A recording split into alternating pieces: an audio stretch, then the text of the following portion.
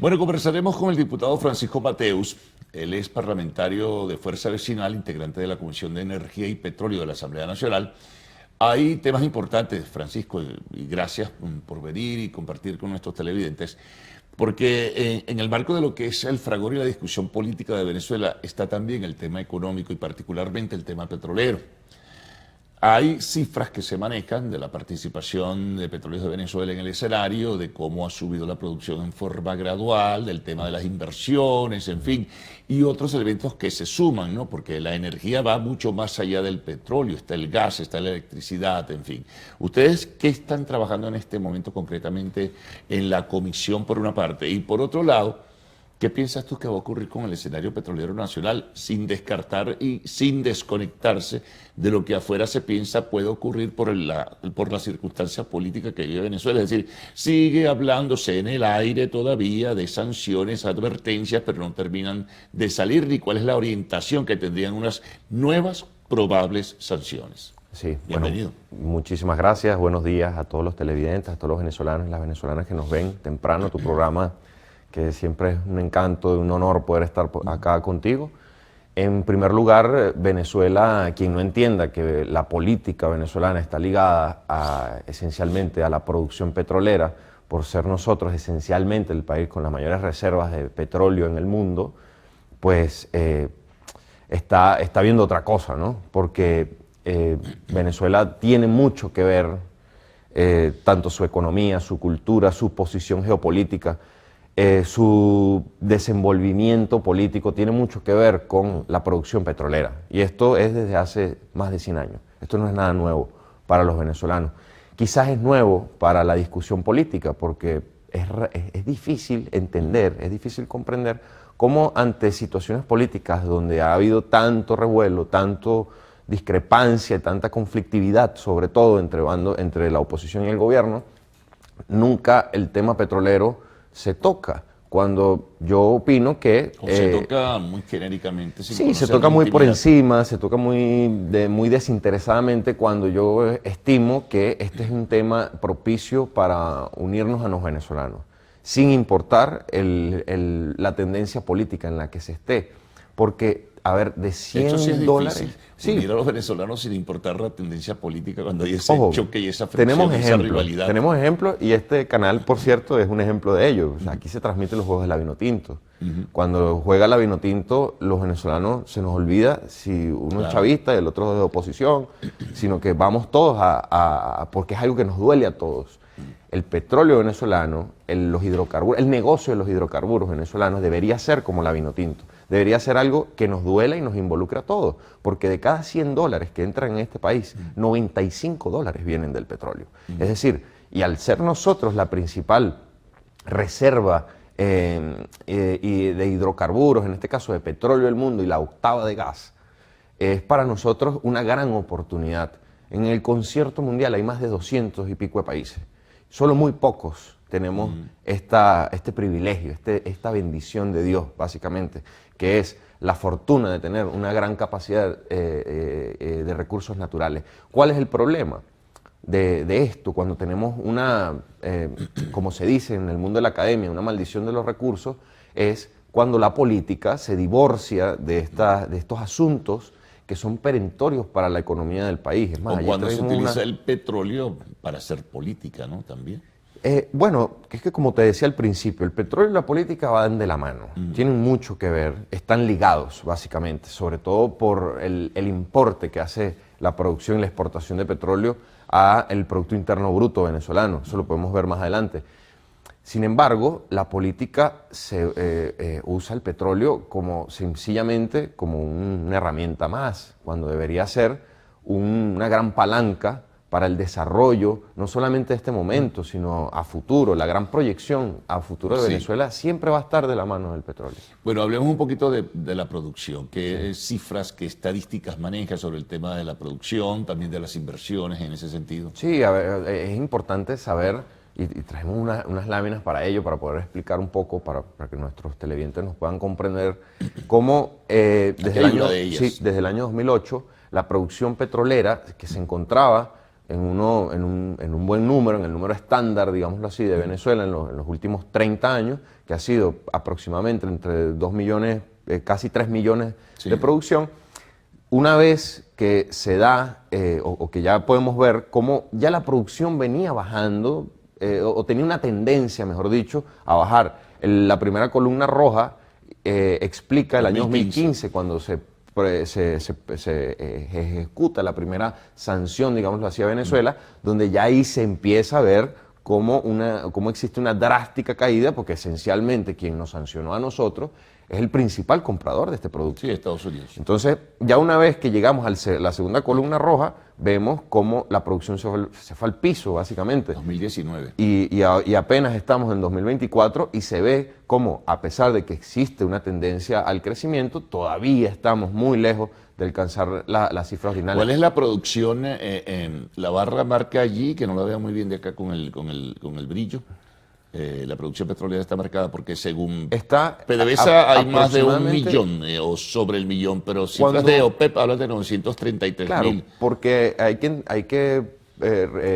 para el cálculo aproximado del año se suman la producción mensual, es decir, desde enero hasta diciembre. Todavía no hemos terminado el año, eso fue una proyección. Trimestre, ¿no? Y en la segunda lámina podemos ver cómo esta producción petrolera, como lo hablamos al principio, va ligada del crecimiento o decrecimiento, en este caso, del Producto Interno Bruto venezolano. Es decir, aquí vemos cómo el petróleo, y afirma lo que les vengo diciendo, el petróleo está ligado esencialmente a la economía nacional. Por ende, la sanción, en este caso, nos afecta terriblemente, pero también nos afecta una serie de situaciones alternas que impide que las sanciones puedan superarse. Es decir, si con sanciones no hay inversión, o la inversión en todo caso es limitada, porque ha llegado inversión, es más, hay las licencias, ¿no?, del Departamento del Tesoro que han venido renovándose, por ejemplo, para empresa Chevron y otras empresas incluso de los Estados Unidos. Sí, bueno, es que es criticable, de verdad, que los Estados Unidos, siendo ellos el adalid del libre mercado, como se han denominado históricamente, sean los que hoy estén promoviendo sanciones al libre mercado. Es decir, regular al libre mercado trae consecuencias y ellos en este momento se están enfrentando a esas consecuencias. Las sanciones últimas han sido como matizadas, porque la operación, continúa, claro, pero en la operación continúan participando empresas de los Estados Unidos. Sí, claro. Está el pragmatismo de por medio también. Totalmente, porque, y eso es importante también que se entienda aquí en Venezuela, cuando se habla de Estados Unidos, mucha gente ve a Estados Unidos como una figura política que puede ser quizás antagonista al gobierno venezolano y por eso lo hace ser favorable en muchas cosas. Los Estados Unidos funcionan en base a sus propios intereses y Venezuela también debería funcionar en base a sus propios intereses. Te voy a interrumpir porque tenemos que hacer una pausa, que nos están haciendo ya algunas señas hace un buen rato, así que regresaremos enseguida contigo, Francisco. Conversamos con Francisco Mateus, diputado de la Asamblea Nacional por Fuerza Vecinal, integrante de la Comisión de Energía y Petróleo de la Asamblea Nacional.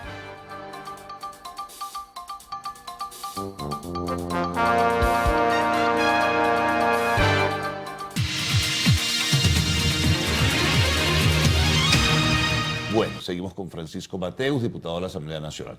Bueno, y hablando de inversiones, hay inversiones, te lo mencionaba, que aún se mantienen, incluso algunas otras, y se han firmado nuevos convenios, por ejemplo, con Repsol de España, Eni de Italia, en fin. Es decir, a pesar de todas las sanciones y todo lo que desde el punto de vista político cuestiona el gobierno de los Estados Unidos, no ha vuelto con una ofensiva como la que arrancó en el año 2015 y se renovó en el año 2019. Es que en este caso no pueden.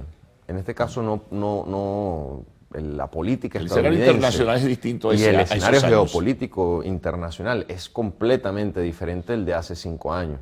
Tenemos de que hace 5 años el mundo estaba virando en torno a los objetivos del desarrollo sostenible, hacia un mundo menos carbonizado. Es más, el uso de energías renovables, algo que pareciera mentira, pero 5 años después, hoy nuevamente, como lo diría un profesor de mi posgrado, el petróleo es rey.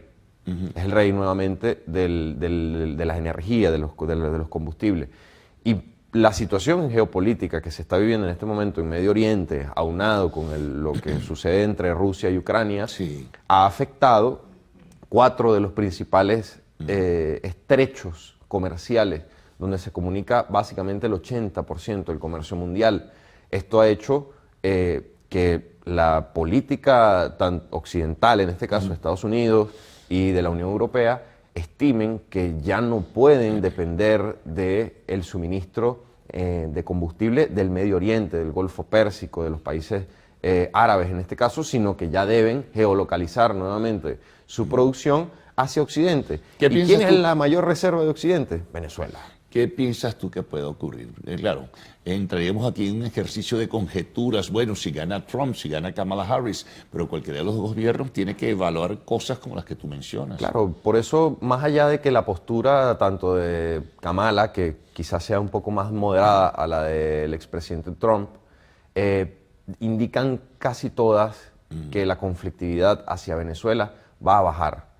Y eso para nosotros debe ser, para Venezuela debe ser una gran oportunidad, porque nunca hay que perder la visión de que más allá de las diferencias que yo pueda tener en este caso con el gobierno nacional y más allá de las diferencias que el gobierno nacional pueda tener con los Estados Unidos, esto es un asunto de interés. Esto es un asunto de interés para los venezolanos. Pero para el gobierno venezolano sería, Francisco, muy bueno, ¿no? Me imagino. Es que ellos deben estar evaluando esto también. Para los radicales, tal vez de la oposición, el que baje el nivel de conflictividad no sería muy agradable, ¿no? Porque hay mucha gente que piensa en función solo de que qué va a hacer Estados Unidos sobre lo que está pasando aquí en Venezuela. Sí, para el gobierno venezolano no es muy amable tampoco depender de que la política de contrataciones internacionales dependa del Departamento de Estado. Eso no es nada agradable ni para el gobierno ni para los venezolanos. Y en segundo lugar, tú mencionaste de que quizás para la oposición no sea bueno que se baje el conflicto. Un sector de la oposición, para digamos los que son un poco más radicales. Mira, mi llamado en este caso, mi reflexión va a que ya creo que es hora de que los venezolanos superemos de una vez por todas esta terrible situación en que la política a veces quiere poner a los venezolanos de confrontación. De que si eres azul, eres rojo, y el rojo tiene que ir contra el azul. Eso no le conviene a nadie. Y esa es una vieja idea y una cultura que debemos superar los venezolanos. No va a ser nada fácil. No va a ser nada fácil. Sobre todo porque hay episodios post-28 de julio que dejan una huella ahí de confrontación. Es que como yo no puedo, quizás yo pueda que no esté de acuerdo con algunas decisiones que las instituciones públicas emitan, pero eso a mí como ciudadano no me da derecho de infringir la ley. Yo debo cumplir la ley, hacer cumplir la ley y velar por que ésta se cumpla, más allá de las diferencias que yo pueda tener o no, y para eso está el diálogo, para eso está el encuentro. A ver, yo creo que los venezolanos, o la política venezolana sobre todo, que es la que más daño ha hecho en los últimos años, debe superar ese viejo esquema de retaliaciones, de que la oposición o el gobierno siempre quieren destruir a su enemigo para poder imponer su visión. Eso no solamente ha pasado ahorita en los últimos 20 años, eso viene pasando a lo largo de la historia de Venezuela, del siglo XIX y en el siglo XX, en distintos periodos. ¿Y qué ha traducido eso? ¿Eso ha traducido desarrollo para el país? ¿Eso ha traducido superar esquemas de pobreza? No. Así que lo importante, que es en este caso el desarrollo económico, para poder superar la pobreza de cada uno de nuestros ciudadanos, debería ser el norte, para que la oposición y el gobierno convivan, puedan conversar, puedan unirse y puedan superar esta situación. Bueno, veremos mucha agua debajo del río todavía transcurriendo, ¿no? Bueno, Francisco, muchas gracias por haber estado con nosotros, haber evaluado estos temas. Y bueno, hora de decirles que no se retiren porque ya viene la sección de arte y espectáculos en Lo Actual.